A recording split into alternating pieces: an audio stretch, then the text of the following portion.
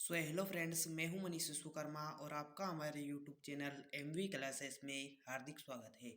तो दोस्तों, आज की इस वीडियो में हम विद्युत वाहक बल एवं विभवांतर में अंतर को जानेंगे। आज हम विद्युत वाहक बल एवं विभवांतर में अंतर को इस प्रकार समझेंगे कि आपको इस वीडियो को देखने के पश्चात किसी अन्य वीडियो को देखने की आवश्यकता नहीं होगी।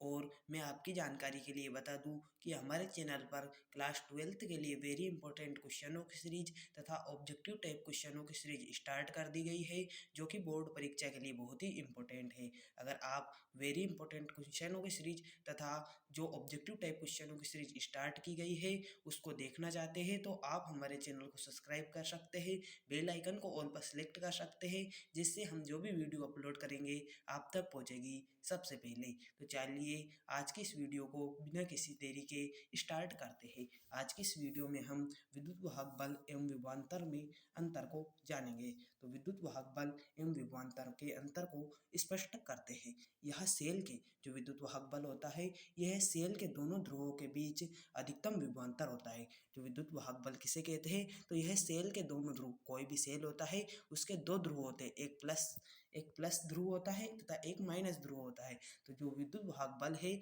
यह सेल के दोनों ध्रुवों के बीच का अधिकतम विभवांतर होता है। तो विद्युत वाहक बल किसे कहते हैं, सेल के दोनों ध्रुवों के बीच का अधिकतम विभवांतर जो है विद्युत वाहक बल कहलाता है। किसी सेल के दोनों ध्रुवों के बीच का विभवांतर, अधिकतम विभवांतर क्या कहलाता है, विद्युत वाहक बल कहलाता है। जबकि सेल, इसके आगे देखिए, जबकि सेल जो होता है, आप रुक जाइए, जो सेल होता है, जबकि सेल खुले परिपथ में होता है, जो सेल होता है वह खुले परिपथ में होता है। जब सेल खुले परिपथ में होता है तो सेल के दोनों ध्रुवों के बीच का अधिकतम विभवांतर विद्युत वाहक बल कहलाता है। सेल के दोनों ध्रुवों के बीच का अधिकतम विभवांतर क्या कहलाता है, विद्युत वाहक बल कहलाता है। जबकि जो विभवांतर होता है, यह किसी विद्युत परिपथ में किन्हीं दो बिंदुओं के बीच का विभव का अंतर होता है।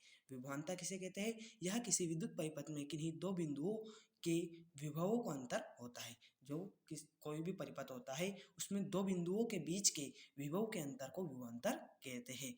विद्युत परिपथ के दो बिंदुओं को, जो विद्युत परिपथ होता है उस पर हम दो बिंदु मानते हैं और उन दो बिंदुओं के बीच के विभवांतर अर्थात विभव में अंतर को विभवांतर कहते हैं। तो विद्युत वाहक बल किसे कहते हैं, यह सेल के दोनों ध्रुवों के बीच का अधिकतम विभवांतर होता है। जबकि जो विभवांतर होता है, यह किसी विद्युत परिपथ में किन्हीं दो बिंदुओं के बीच का विभव में अंतर होता है। विभवांतर किसे कहते हैं, किन्हीं दो बिंदुओं के बीच के विभव के अंतर को विभवांतर कहते हैं। तो पहला अंतर हमारा स्पष्ट हो जाता है, विद्युत वाहक बल किसे कहते हैं तथा विभवांतर किसे कहते हैं। तो आपको अगर विद्युत वाहक बल एवं विभवांतर में अंतर को पूछा जाता है तो आपको सर्वप्रथम विभवांतर तथा विद्युत वाहक बल के बारे में यह बता देना है। तो दूसरा अंतर देखते हैं। इस शब्द का उपयोग विद्युत स्रोतों जैसे जनरेटर, सेल, बैटरी, डायनेमो इत्यादि के लिए किया जाता है। जो विद्युत वाहक बल है, इस शब्द का उपयोग, इसका उपयोग किस में होता है, जैसे कि जनरेटर, सेल, बैटरी, डायनेमो इत्यादि में होता है। बैटरी, जनरेटर आदि में विद्युत वाहक बल का जो है उपयोग होता है। जबकि जो विभवांतर होता है, इस विभवांतर शब्द का उपयोग परिपथ में किन्हीं दो बिंदुओं के बीच किया जाता है। जो विभवांतर होता है, इसका उपयोग परिपथ के किन्हीं दो बिंदुओं के लिए किया जाता है। तो दूसरा अंतर हो जाता है, जो विद्युत वाहक बल होता है इसका उपयोग किस में किया जाता है, जनरेटर, सेल, तो बैटरी, डायनेमो में किया जाता है। जबकि जो विभवांतर है, इस शब्द का उपयोग परिपथ के किन्हीं दो बिंदुओं के मध्य किया जाता है या दो बिंदुओं के लिए किया जाता है। तीसरा अंतर देखिए, विद्युत परिपथ में भंग होने पर भी अस्तित्व रहता है। जो विद्युत वाहक बल होता है, इसका अस्तित्व जब विद्युत परिपथ भंग हो जाता है अर्थात विद्युत परिपथ टूट जाता है, उसके पश्चात भी विद्युत वाहक बल का अस्तित्व होता है। विद्युत परिपथ भंग होने पर भी इसका अस्तित्व होता है अर्थात विद्युत वाहक बल का अस्तित्व, जो जब परिपथ टूट जाता है तब भी विद्युत वाहक बल उपस्थित होता है। जबकि जो विभवांतर होता है, यह विद्युत परिपथ भंग होने पर इसका अस्तित्व समाप्त हो जाता है। जब विद्युत परिपथ भंग हो जाता है अर्थात विद्युत परिपथ टूट जाता है तो विभवांतर भी समाप्त हो जाता है। तो तीसरा अंतर कुछ इस प्रकार था, जो विद्युत परिपथ भंग हो जाने पर विभवांतर समाप्त हो जाता है, जबकि विद्युत परिपथ भंग हो जाने पर जो विद्युत वाहक बल होता है वह उपस्थित होता है अर्थात विद्युत वाहक बल जो है परिपथ टूटने के पश्चात भी उपस्थित रहता है। जबकि विभवांतर जो है परिपथ जब टूट जाता है उसके पश्चात विभवांतर समाप्त हो जाता है।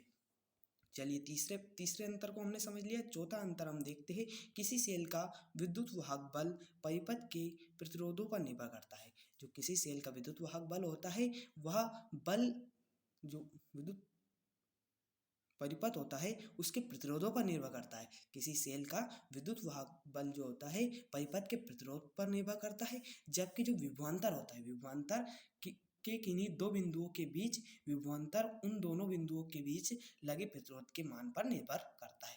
जो विद्युत वाहक बल होता है सेल के प्रतिरोध पर निर्भर करता है। जो सेल होता है, कोई भी सेल होता है, उसके प्रतिरोध पर विद्युत वाहक बल निर्भर होता है। जो विद्युत वाहक बल होता है सेल के परिपथ में प्रतिरोध पर निर्भर होता है, जबकि जो विभवांतर होता है परिपथ के किन्हीं दो बिंदुओं के बीच का विभवांतर उन दोनों बिंदुओं के बीच लगे प्रतिरोध का जो निर्भर होता है। उन जो दो बिंदु होते हैं जिनके बीच का हम विभवांतर ज्ञात करते हैं, वह विभवांतर उन दोनों बिंदुओं के बीच के प्रतिरोध पर निर्भर करता है, जबकि जो विद्युत वाहक बल होता है यह सेल जो भी सेल होता है उसके प्रतिरोध पर निर्भर करता है। सेल के प्रतिरोध पर विद्युत वाहक बल निर्भर करता है, जबकि विभवांतर हम जिन दो बिंदुओं के मध्य विभवांतर ज्ञात कर रहे हैं उसका विभवांतर उन्हीं दोनों बिंदुओं के बीच लगने वाले प्रतिरोध पर निर्भर करता है। तो इस प्रकार हमारा चौथा अंतर भी पूर्ण हो जाता है। तो फिर से हम रिपीट कर लेते हैं चारों अंतर। सेल के दोनों ध्रुवों के बीच के अधिकतम विभवांतर को कहते हैं विद्युत वाहक बल कहते हैं,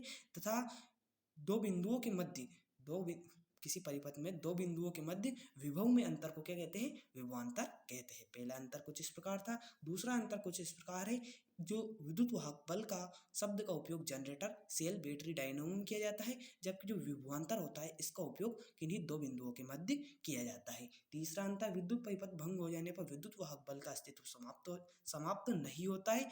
जो विद्युत वाहक बल है इसका अस्तित्व विद्युत परिपथ भंग हो जाने पर भी रहता है, और जो विभवांतर है विद्युत परिपथ भंग हो जाने पर समाप्त हो जाता है। विभवांतर विद्युत परिपथ भंग हो जाने पर समाप्त हो जाता है, जबकि जो विद्युत वाहक बल होता है विद्युत परिपथ भंग हो जाने पर इसका अस्तित्व रहता है।